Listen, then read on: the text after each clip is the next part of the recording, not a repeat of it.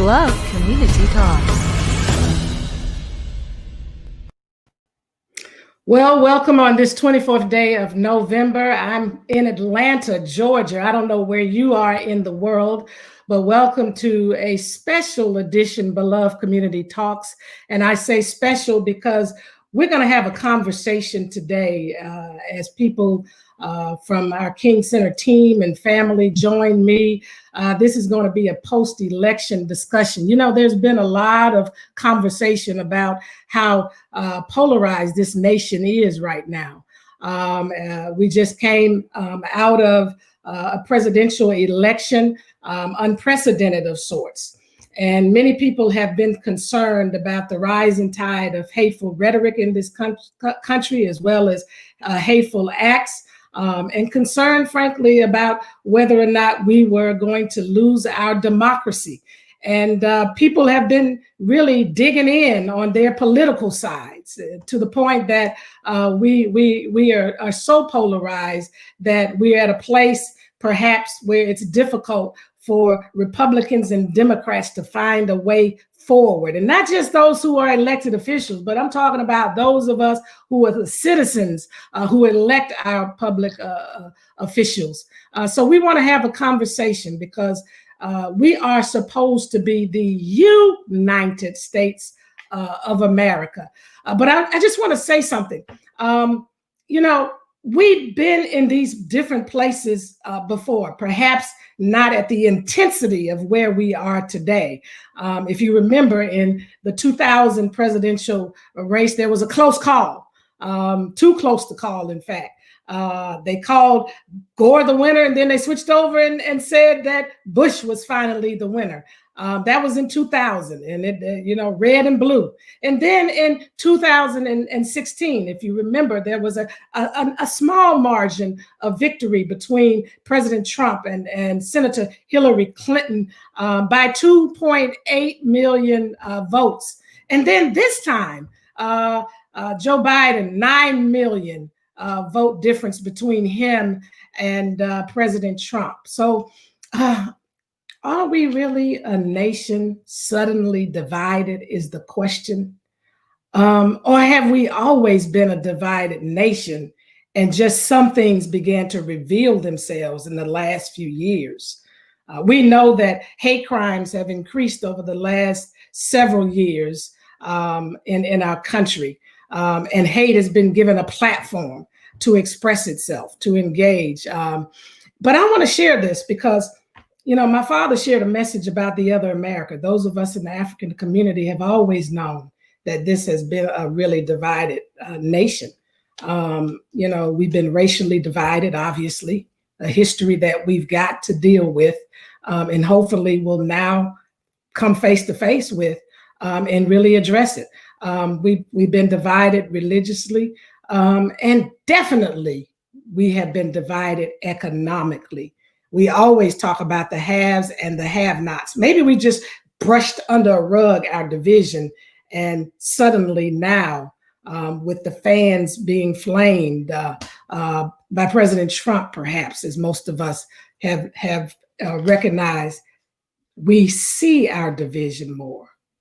I don't know. It's a discussion we're going to have. The point of the matter is that we are a divided United States of America. And I know our hope is in a new generation, and my hope is in a new generation, but my hope is now in this generation. But I want to say that if we're going to move forward, we really are going to have to dig in. Now, some of you were excited for President Biden to win and felt like if I can just get a new president, whew, we can lay back. No, we cannot. The work continues for many of us who've been working for years to bridge divides, to create a just, humane, and peaceful and equitable world, to create the beloved community. And for some of us, the work has just begun and beginning. And so we got a lot to do. And I'm going to tell you why. I have a friend that lives in North Georgia, and she has a niece or a nephew, I can't remember, who attends a school up there in North Georgia near Chattanooga, Tennessee, near that Tennessee line, Georgia-Tennessee line. During the election leading up to it, they had a mock election for second graders. Imagine that. And everybody in this young lady's class, this kid's class, was white, and she was the only black. And it may have been a little boy, I can't remember. But this is the point. Everybody in the class who was white voted for Trump. This young black kid voted for Biden. Guess what happened? The white kid started calling the black kid a baby killer. That's cruel. Where are these kids getting this from? Is our division really about what's happening in the privacy of our homes? I don't know, but we got to have a conversation today. And so I want to invite my King Center family and team to join us in this wonderful discussion, post-election conversation about bridging the divide. I want to bring on my CEO of the King Center, who's also the producer of these wonderful beloved community talks, Bonita Hampton-Smith. She's being joined, or we're being joined by Teos Wynn, who's King Center's Director of Nonviolence 365. And I want to bring on a friend and supporter of the King Center, Jennifer Barnes, founder and president of White Girl Awakening.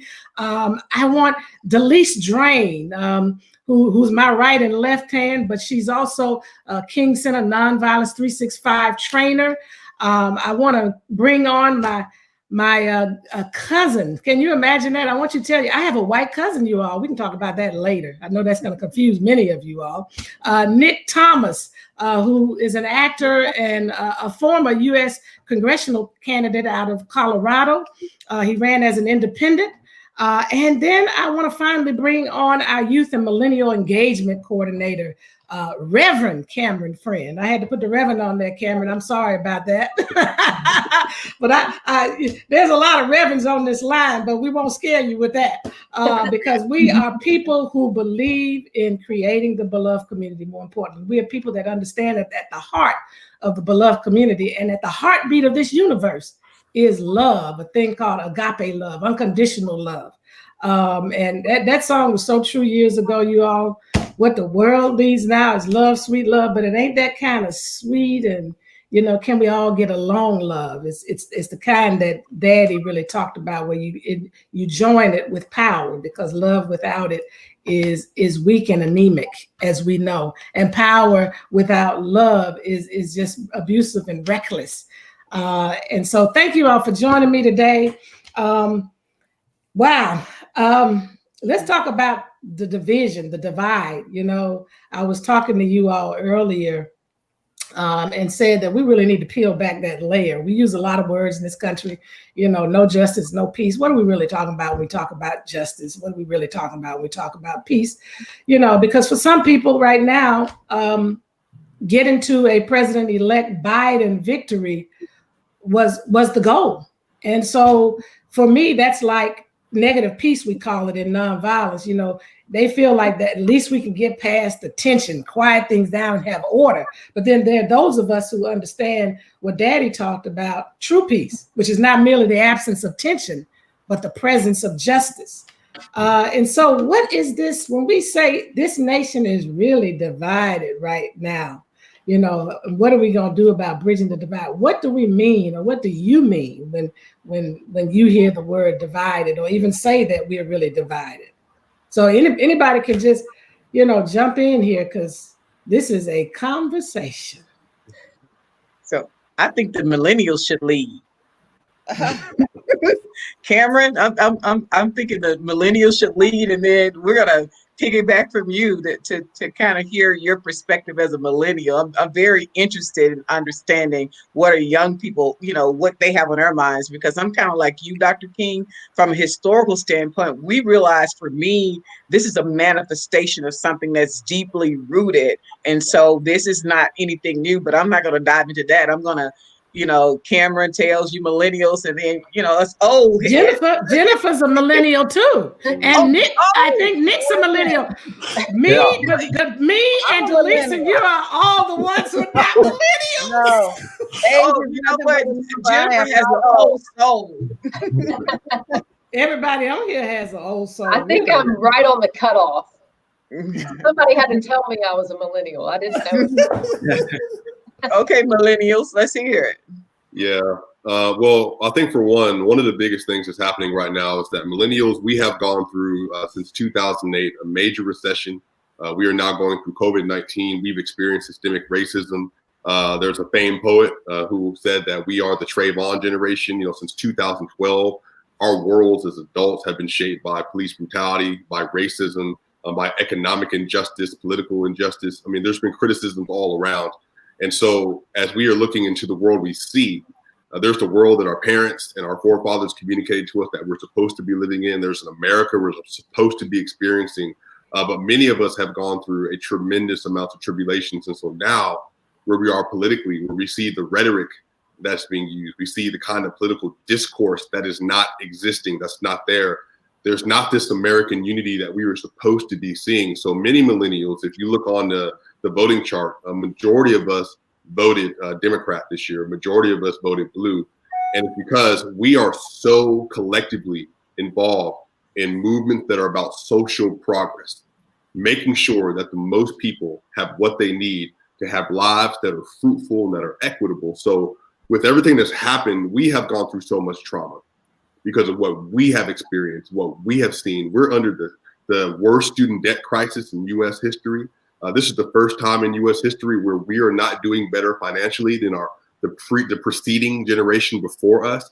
Over from the age of 18 to 29, over 50% of millennials are living at home still with their parents because of this economic crisis. And so we have been exposed to a lot and things that we have not necessarily had control over.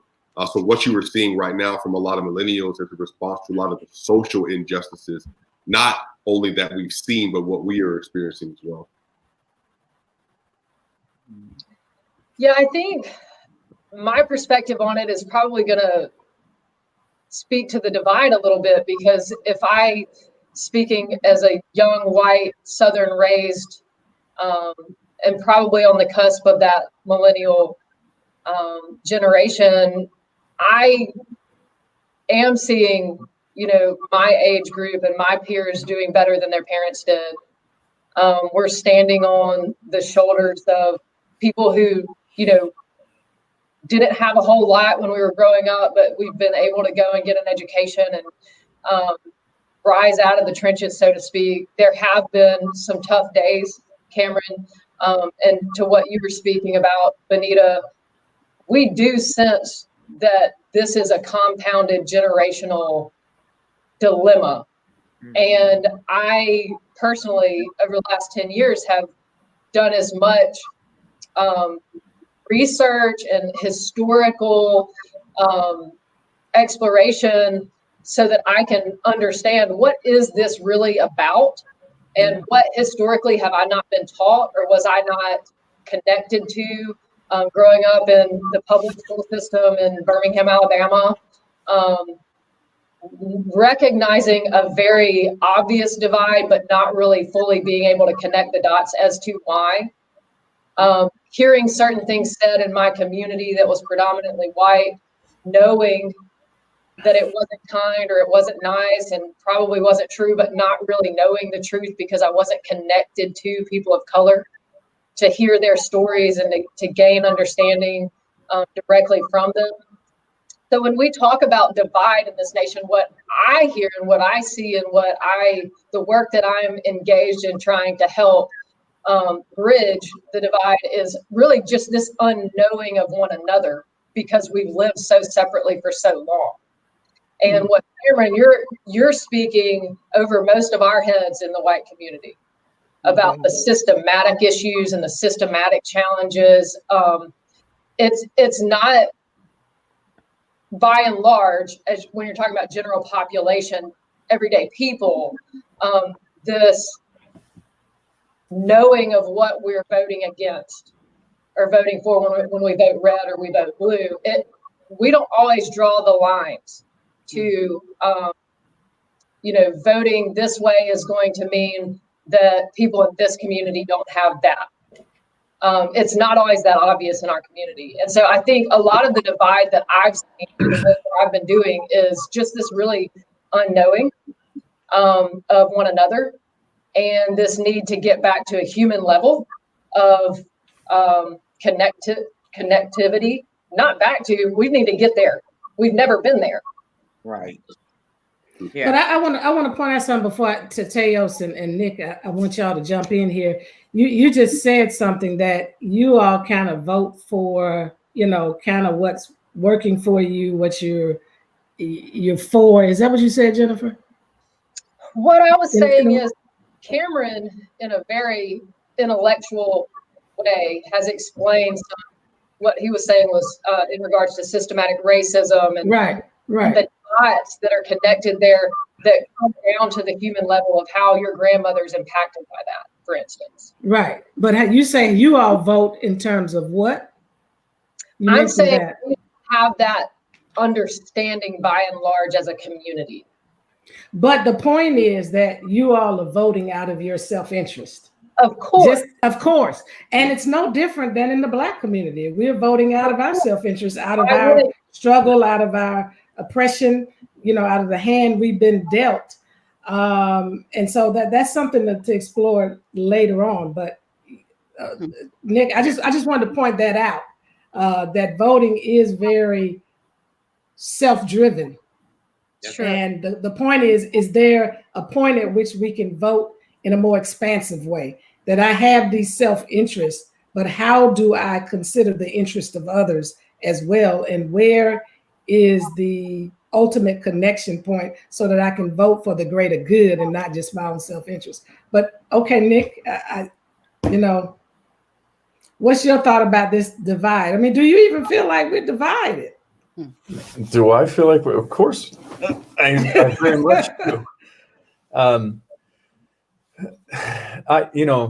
Being an independent, I'm not a big fan of either the Democrat or Republican Party in a lot of scenarios. With a personal opinion that our current and hopefully soon recent president is one of the most divisive and worst we've had in this nation.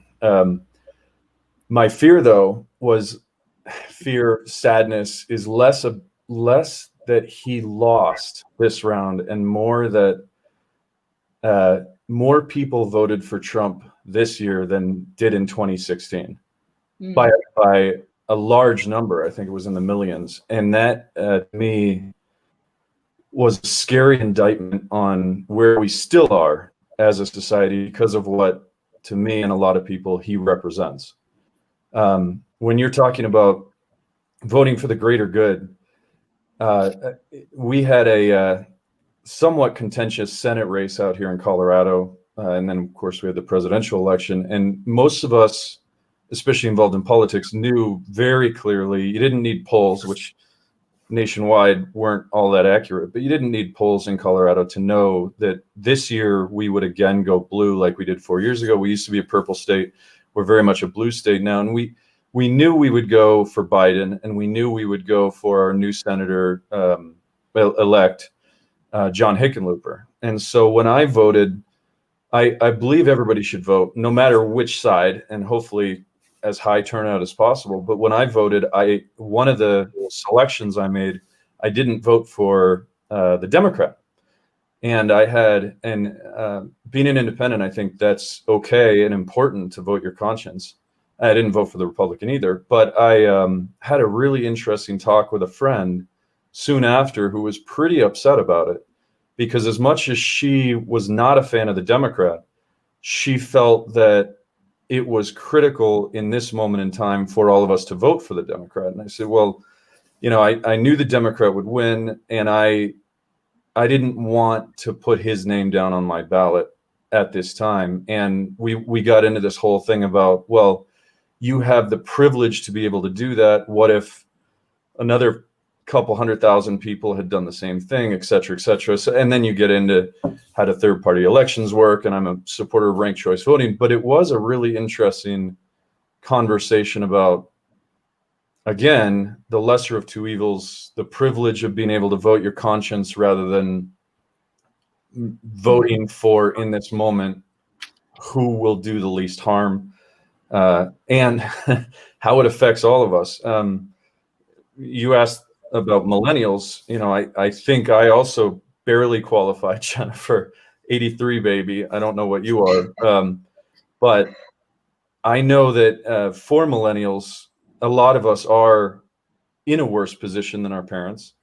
And I think one of the big issues, of course, is student debt, which is a whole nother thing. But if you look at even that topic alone, voting for someone or a party who actually is talking about that, or who worries about that, or who cares about that, rather than putting that to the back burner, is, again, you know, whether you vote for an issue or you vote for the general consensus, I guess, the whole picture. It is scary how divided it is, I guess, is how it comes out. I am just shocked that as many people voted for Trump as they did. And it scares me to think moving forward what that means for our country. Bernice, we are very clearly divided, and not in a way that's going to be easy to heal anytime soon. So you know, Chaos, were you as shocked? Were you as shocked that many people, what he just said, and, you know, your perspective on this divide? Sure. So to be honest, I wasn't that shocked that so many people voted for Trump. I think a lot of times we associate the amplification of division in our country with President Trump, when racism existed long before President Trump. Racism is going to exist long after President Trump. But what it did was it exposed to a greater degree the level and the sentiment that has always, unfortunately, been interwoven within the fabric of America. And so this racism, this sense of injustice, these continued bias, these continued prejudice and discrimination, these are things that have been built into the framework of America since America was founded. Yes. You know, when we talk about the labor that was used to build this country at no economic profit, when we talk about the blood, sweat, and tears of those who sacrificed so much just for us to get to the very place that we're at. And so racism isn't new. It didn't begin with President Trump. And, you know, the reality is this: although racism exists, things are getting better. And we're in a better position now to affect change than I think we ever have been.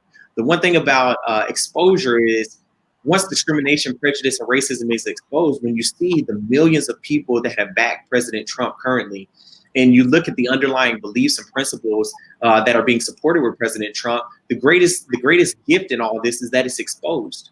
The easiest way to deal with something is once it's exposed and on a level in which you can see it, you can feel it, and you can address it. And so now I think more than ever, we have this phenomenal opportunity to really affect change in ways that we haven't been able to do so before, because unapologetically, people are voicing exactly what side of the fence they're on.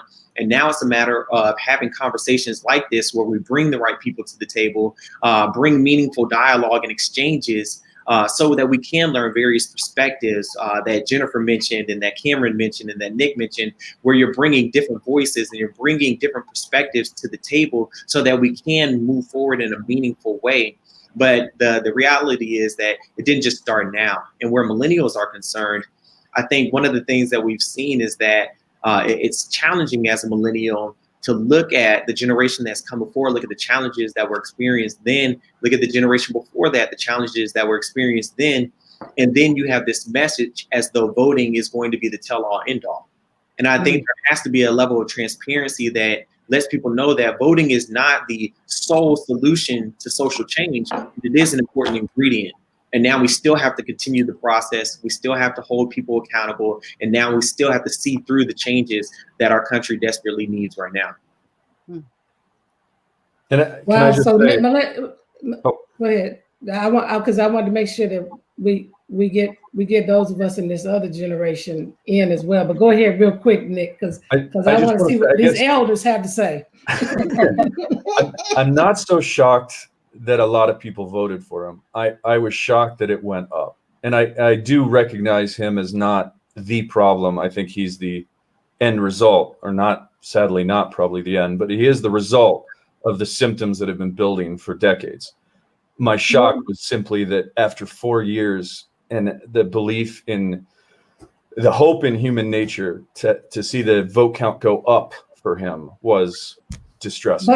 But I do think we have to consider why people voted and the numbers went up, Right. not just attribute it all to racism. Right. Because I think it's easy to dismiss the fact that these are all racist people who are voting and they just came out of the woodworks. Yes, Right. that part may be true, or may have some truth to it, but there are people who've expressed, sincere,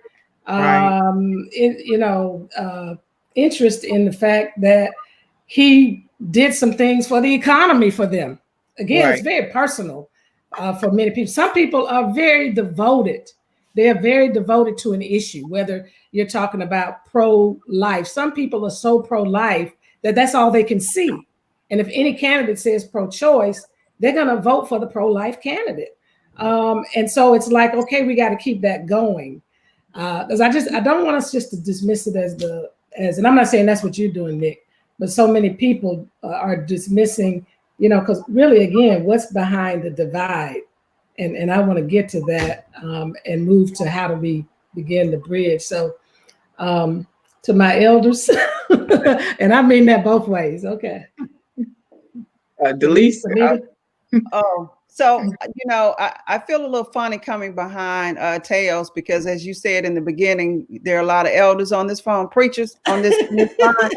And I was just amen and Teos, because here's the thing that I want to deal with when we talk about the divide. We go back to this whole notion of the fact that we're supposed to be one nation under God. We have never really been one nation. We've never accepted that concept, because if we were one nation, we never would have had slavery, and so we come on, preacher. We got to go back and deal with our quote unquote history, the beginning. And what we're seeing now, it's just been a boiling pot, and now the lid is off, and these things are in our face. And so if we're going to have these courageous conversations and some real practical tools, we got to go back and teach some real history here. And the history is African Americans have never been accepted as a part of the human race. And so now that's just continued to build, and that's what we're seeing today. And we have a generation like Teos and Cameron who are saying, no, we're not going to stand for this. We are human. If you stick us, we bleed red, just like, our white counterparts, they bleed red. We're one. And so until we deal with that divide, I think we're going to always be divided. Yeah. All right. That was well said. That's coming from the elders. Well, we were amen in the millennial. So, I want to piggyback off of you, Drain, because I do believe the first divide is the divide of the conscience. Yeah. Because of the dehumanization of Black people, there was a conscious divide in this nation. Because in order to accept slavery, you had to divide your conscience from, you had to be divided from your own conscience. So when we commodify these Black bodies and we dehumanize Black bodies, then we no longer saw them as human, and you were able to live out of synchronicity and congruency with your soul and with your conscience. And so because getting back to really our God conscious, getting back to the first nature of who we really, really are, because we are not what is manifested. What has manifested is our experience. We are spiritual beings having a human experience. And so in this human experience, we have bought into these things that, greed. We bought into things, and a lot of it is rooted in greed. When you look at slavery, it was all rooted in greed. And so when you look at historically what has happened in this nation, until we get back to reuniting with our conscience and understanding that we are, to your point, Drain, a human race, then we will miss the first. And do we have the capacity, which you've said, it's in us. We got to get to our true nature. It is really deep within us if we can tap into it. And part of that tapping into, Bonita, as you and I have had conversations, is having enough platforms that heighten our spirit being or our humanity and not heighten all of the propaganda and the conflict, which many times media is responsible for. I know people don't like touching that subject. Media is responsible for a lot of it, Dr. King, and we really, we've really got to do something with the narratives that are out there that people buy into, and they don't do the critical thinking, and that's, to me, is the brilliance of nonviolence, which I'm sure we'll talk about. But you're right, media has a lot to do with it. But let's push there and start there. So we're talking about bridging the divide. Daddy talked about the other America. Delise said we just got to go back to the foundation. Her and Teos, with this whole notion of from the very beginning we've not been one nation, and there are those that have been greedy, hungry, and power hungry to keep it that way, and to keep many of us at odds with each other. We know there, during the Reconstruction, there were black and white were working together, and then came along all of these codes and laws to try to split us and divide us. This divide and conquer has been with us and will forever be with us, but we have the capacity through nonviolence and through the vision of the beloved community to not let it determine who we are as human beings. I wanted to push that issue about the media, because I think it's important that we start there when we talk about bridging the divide. I think we have to challenge people to be more critical when they hear things and not just let it, fan the flames. So let's touch on that. But before we do that, let's just say our biggest problem is that people want to feel like they belong and they are included. Yep. That's the problem. That's the divide. The divide is people don't feel like they belong and are included. And so we've got to find a way to make sure every group in America feels like they belong and that they're included. That's the fight that comes out of, impoverished America. That's the fight that comes out of Black America. That's the fight that comes out of LGBTQ community. That's the fight that comes out of the women's movement. That's the fight that comes out of those in the religious community. If you're not Judeo-Christian, sometimes you don't feel like you belong in America. That's the real divide and fight. But the reality is we're going to always be in these places.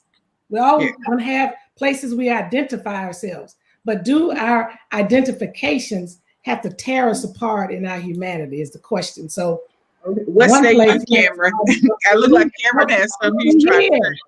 I know, but I want to press that media thing, because we got to start. We got to start there. They do a good job of keeping us at odds with each other. So go ahead, Cameron. There's a lot of strong points to that, but I think what has to be talked about before there's any moving forward, even bridging a divide, this country, and even stronger than racism, and the reason I say even stronger than racism is this concept of fear. In this country, we have been dividing people based on fear. So politically, economically, geographically, the main driver behind the discord that we see in American history up till now is white fear.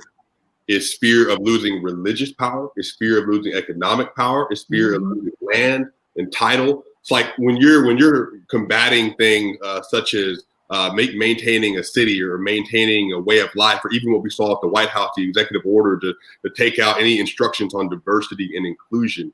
Like the whole construct that we see politically that's dividing us is on the basis of many white people. And again, even to the question of why so many more people voted, many people feel that their way of life is being threatened because they feel that if they are not on top, if they are not the sole operator, if they are not the main ones at the center of that discussion or that political agenda, therefore they are losing something. Instead of understanding that, again, to your point, Dr. King, there are so many of us that all of us have to have a seat at the table. But at the base of white supremacy or at the base of white fear is that whole idea that one day I'm going to lose what I have or lose my positioning here on this land. So I think even before we talk about moving past that divide, to your point about media, but really even about education, about information, how do you get people to start obtaining accurate information that teaches you according to what you best need? And so we even talked about this in when it comes to voting, people vote their own self-interest. Well, in American history, if you look at the divide has not just been white-black. The divide has been white wealthy utilizing the vote of white poor. Right. So even if we're talking about where we're moving forward in the beloved community, well, we have to get other poor people, other middle-class white people to understand that your best interest is not in the best interest of the political elite or the economic elite, but rather if you saw yourself in unison with us, with those of us who are striving for more political power, economic power, you would do better. Your life would do better. Because if we have programs that have access to education for our children, so will you. But that whole narrative about what we see politically, what we're seeing just in terms of that great divide between white and black, haves and have-nots, is driven by this basis of fear that somehow because somebody else is doing better or doing well, that you're losing something. And so I think we're just going to talk about that. That has to be understood because there really is no moving forward unless you help people to reorient the way that they think about where we are and where we need to go. So when you say fear, I just want to interject this. The Bible says perfect love casts out fear. Mm-hmm. How do we make that manifest? How do we translate being love in a way that removes that fear that people have? In other words, Daddy talked about true justice. Is it true justice? Is love correcting everything that stands against, power. Correct. Correcting everything that stands against love. So how do we translate this? Yes, people are afraid. That goes back to being left out, not belonging, my interests not being taken care of. And so people are feeding into that and people are acting out of those fears. But if we're going to overcome those fears, at some point, love, in my personal opinion, has to come into play. But what does that love look like that corrects everything that stands against love? Or should I say, what does power look like? Yeah. Correcting everything that stands against love. Yes. Can I, before we answer the fear question, I just want to establish a couple of things because Cameron mentioned the white wealthy going after the poor white vote. But I don't want to ignore that the white wealthy has also gone after the black vote on the other side.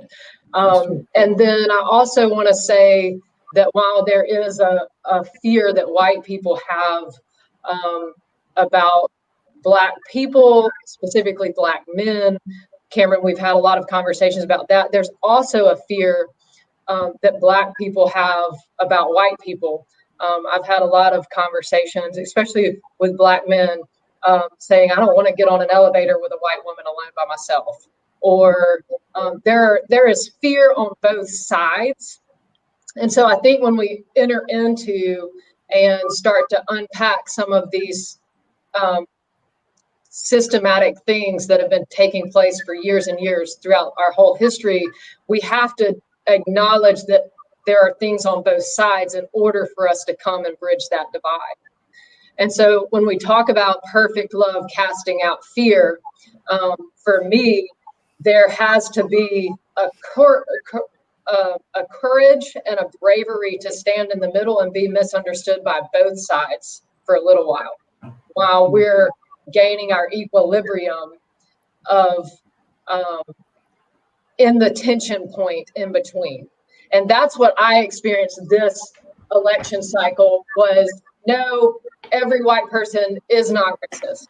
And no, every white person who voted for Trump did not vote for Trump because they don't like or love Black people. That is not true. There are white people who voted for Trump, who I love, And I'll never tell anyone who I voted for in this election because I have people on both sides who I love deeply. And I took them all into consideration when I voted my conscience this year. But there are people who I love and understand and know deeply who voted for Trump. And it wasn't because they don't like Black people or they don't love Black people. It was because there are issues that they know and understand that they have been taught generationally that the Republican side represents better, but there are more of those who don't feel great about either party. And it's more of a leaning of one way or another. And so I think there's also this feeling, this larger feeling, Bernice, of people feeling left out and wanting to be included. And then I think within the white community, there's also this really large feeling of being misunderstood and judged. Mm. And on that side, sorry, go ahead. Well, I just wanted to push this because I know our time, is limited, and we probably can do part 2 at some point. But how do we get there? How do we push this forward, dealing with the realities and things we cannot dismiss and overlook? Because it's not about, we're not trying to get to a kumbaya, and can we all get along? That's but not we are trying, anyway. Right? But we are trying to get to the beloved community. We are trying to get to a more just, humane, equitable, and peaceful world. And it is going to take some difficult conversations, and it's going to take some working through and working out. Yeah. For 30 seconds, I'll say something and then everybody else can finish. From a white perspective, I want to say this is a beautiful forum, but we're all friends. And we don't all agree. And I don't know you, Tal, but I know everybody else on this call. Failed. Tal, I like that. But Cameron, Bernice, Benita, Delise, Jennifer. Yeah. Jennifer, just so you know, this is a teachable moment. We're in a space now where Black people are very serious about white people learning to pronounce their names. So, Teos. Since we have a courageous conversation, Teos. Teos. Okay, go ahead, Jennifer. Go ahead, Jennifer. I have an Asian son, and that looks like an Asian name, and we would not pronounce the S. So yeah, anyway. Black people, we're creative like that. Okay. But I want to say I've had endless conversations with Cameron, Bernice, Benita, Delise, in which we have challenged one another. We've probably at times offended one another, but it is a true iron sharpening iron discomfort that you choose to commit your life to, and then you just choose to not give up on each other. Right. And I think we need to have a courage that re-enters our society where we are doing the inner strengthening work of not giving up on one another, not being easily offended, saying, I'm going to care more about your humanity than I care about this political cycle. No matter who is in office, let's be good human beings to one another and work from the ground up. But at the end of the day, I'm not giving up on Cameron because he has a different opinion. I'm going to wrestle with this with you until we come to a place of really knowing one another better. And I'm not going to blanket statement a whole people group from afar because I've been taught from people who are white who've never been connected to Black people. If I'm going to have an opinion about somebody or a group of people, I'm going to develop that opinion from them and what they've taught me in relationship with them. And so there needs to be an intentional tenacity in white America to do the work of education, to build authentic relationships where love is the presiding factor at the table, where we don't give up when we get offended or feel judged. That has to re-enter society. But it also has to spill over, Jennifer, into the work of justice. It will. Because one of the things that bothers me is that the Christian church, who claims to be Christian, evangelical church in particular, has overlooked great portions of the Word of God. What does the Lord require of us but to do justice and love mercy and walk humbly with our God? So the work of justice is where the friction hits the road for us. It's like, you can love me, you can be in relationship with me, but I need you to walk this road of justice with me and ensuring that our policies reflect that. So that's the real. My relationship with you walked me right out of the white church. I'm just saying that I do believe it starts there on the ground level. Yeah. So, Dr. King, I do believe we have to wrap. I think Jennifer was, so we do final comments, and I do believe we'll have to do part 2 because we didn't really dive into really diving into how does nonviolence in the beloved community work in all of this. So we do have to do final comments though, and we are just have to ask everyone to join us again after they eat some turkey and social distance their Thanksgiving and be grateful for the things that, you know, that we have in life. I think we'll have to revisit this conversation because there's more to unwrap and more to peel back as we dive in and talk about how does nonviolence in the beloved community fit in all of this work that we have to do. Right. So that's your closing comment? No, I'll just share with you that we have to do closing comments. So you can start your closing comment because we started with bridging the divide. This is a post-election, and we never get to bridging. We talked a lot about the divide. But so that's important. So we have like a minute each, and so I'll just make mine real quick. I think there's national work that we have to do. The work that EJI is doing on truth telling is really essential. Because if you don't tell the truth, we will never get free. And so I think as a nation, we have to embrace our truth. We have to embrace the truth about what we've done to Black people, particularly. There has to be some work in the Black community, whether it's reparations, whatever we want to call it. We need to make up the race. You put us behind, and there's work to be done for Black people to be brought up in the race, because you can't start running a mile and shoot the gun for me to run my mile after you've done 2 laps. So we have some work to do, and there's some truth telling that needs to happen in this nation. And the second work for me is the internal work. We all have individual responsibility to really reunite with our conscience, because when you get back to who you really are, your God consciousness, and you show up better, the truest, highest version and expression of yourself, then you'll be committed to doing the work of social justice. You'll be committed to making sure you're not complicit in the middle of injustice. You know, you will make sure that you're accountable as a human being, and you will do your part for humanity. So I think it's twofold: national, but also we have an individual responsibility to do our part. So that's so I'm gonna push us because you went over 1 minute. We got 1 minute. Everybody else. Oh, I'm sorry. Who's next, Dr. King? That's on whoever wants to go next. All right, Teos, let's hear from you. Let's hear from you, Teos. You've been kind of quiet. Sure. So I think that, we did talk about the divide a lot. And I think moving forward, the first change that has to take place, we have to get outside of our own silos, and that not only deals with our actions, but also our rhetoric as well, and how we talk about the issues, how we frame the issues. But I think we have to see things in a different perspective and look at things opposed to a partisan way. What would a Democrat do in this situation? What would a Republican do in this situation? And really look at what would love stand for in this situation. I think the first part to bridging that divide is changing the way we think. As a man thinketh, so is he. And so before we try to prevent and start changing behavior, we have to change mindset, which is where nonviolence, which is a love-centered way of thinking, comes into play, because it allows us to see everything through the lens of love. And based on that understanding, now we can move forward, and now we can know how to operate, essentially. But I think that that's going to be critical. And so I just want to say, I thank you again for having me be a part of this. And I think we have to change the way we think. Nick.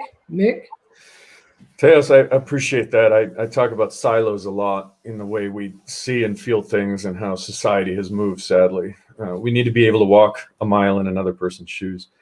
But I'd be remiss to say one of the things I've started in recently because of, the acting part is because good pieces of media that we can use. So when we talk about the negative side of media, and it's a whole nother conversation, it's often the news part of it. You know, we went from a 30-minute, this is the news, to now, how do we sell you the news over a 24-hour program? And we've gotten horrifically polarized. If you look at some of the stories that are being put out, documentaries, and even some movies, Andrew Young does a great job, but also some stuff coming out of Hollywood. This is one of the ways that we can continue to actually move forward when you start putting people on screen, LGBT people, as you mentioned, a black and a white couple together, a number of these things that we haven't done for decades, and they're finally starting to move forward.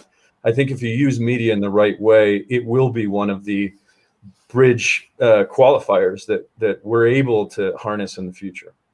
But another conversation. Sure, we'll do that. Delise? So just to piggyback on what Teos and Nick have already said, I think when you're talking about, and I hate we didn't get a chance to, look at the next step. One of the things I want to say is this.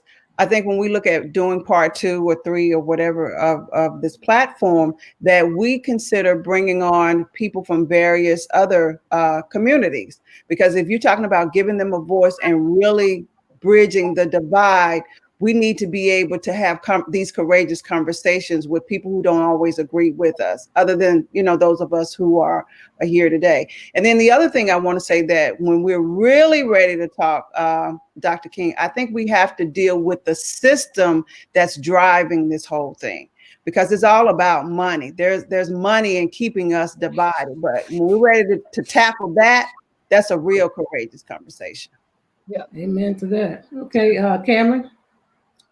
Taking ownership of your education, and instead of just believing what you're hearing, just actually start disseminating what you're hearing based on truth and the reality. I mean, start taking ownership of your own learning.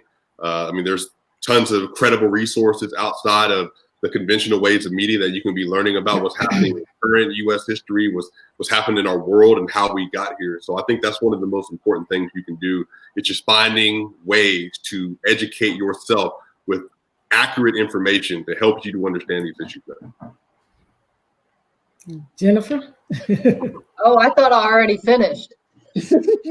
I said so much earlier. Yeah, well, I'm just echoing what Cameron said. We have to take on the responsibility of doing the work ourselves. And before we form an opinion specifically in the white community about people of color, that opinion, if I want to have an opinion about young Black men, I need to know a Cameron with a face and a name in my life and a heart that I love.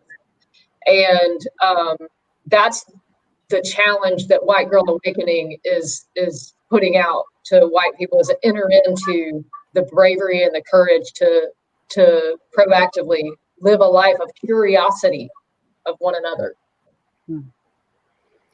Wow. So thank each and every one of you for your contribution to this post-election conversation about bridging the divide. And we didn't get into all of the pieces around how we bridge this divide, but I want to thank you for helping us wrestle with those things that have really created the divides, the truths of why we are divided. And we will continue this. And so in my closing statement, I want to take us back to the core of why we started the Beloved Community Talks. My father said, and please women don't get offended, I'm just using the actual quote because he means universal. Men hate each other because they fear each other. They fear each other because they don't know each other. They don't know each other because they don't communicate with each other. And they don't communicate with each other because they are separate from each other. We've been separated and divided voluntarily and influenced by other sources to separate us by laws, by agendas, by propaganda, by those people who are fearful and scared. But at the end of the day, we all have a responsibility to push through that fear and really begin to come out of our silos and connect to our human consciousness, or I say our spiritual consciousness, to know that we are part of a human family and educate ourselves about each other, understand each other, and explore the thing at the core of what's going on in terms of the love of money that is at the root of all evil that really keeps us divided. But more importantly, caring enough about each other when we know each other to make sure that we're putting policies and practices in place that create a beloved community where people feel like they belong, they feel like they're included. It's not about whether we all agree with each other or whether we all like each other. At the end of the day, it's going to be about whether we have created a just, humane, equitable,